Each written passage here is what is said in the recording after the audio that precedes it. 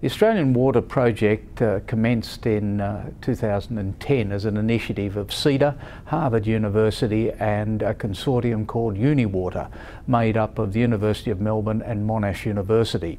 Essentially, the aim of the project is to look at issues around Australia's water shortages and to provide some solutions to those shortages.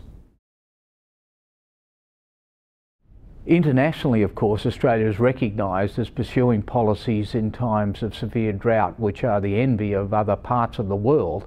However, during the most recent prolonged drought, some of those policy challenges that were presented have meant that there is a need for a rethink, if you like, as to how we might approach that in the future.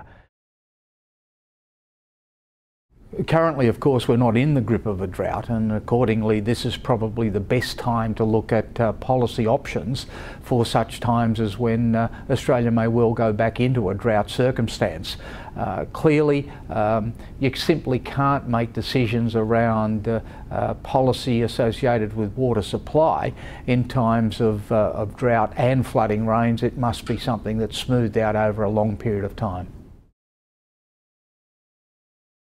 In November of 2011, CEDA released the first of its discussion papers, if you like, that looked at some of the history of problems with water in Australia over a long period of time. As a consequence of that, we held a number of workshops around Australia.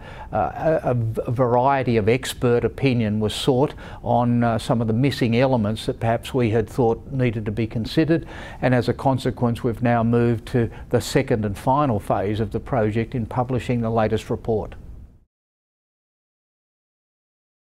The new research really picks up on the results of our policy document that was released as a discussion paper, coupled with some missing elements that were identified as a result of a discussion program we had with interested personnel right around Australia.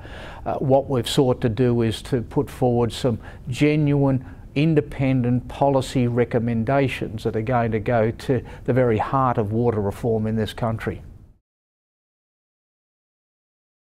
The three fundamental recommendations that flow from this document go to urban water supply, environmental considerations and agricultural issues. Each of those in their own right is quite important, but of course in some way are all interrelated.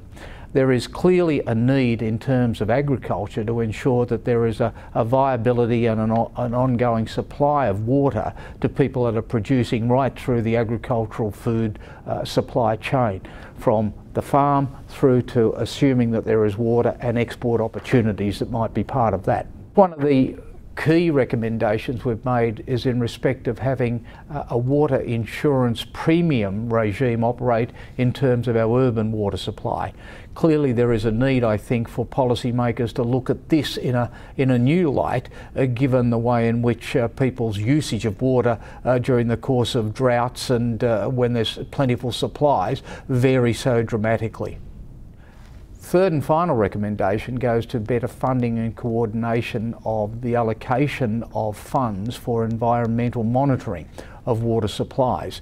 This is clearly an important way of ensuring that there is no over-allocation or under-allocation of these very scarce water resources.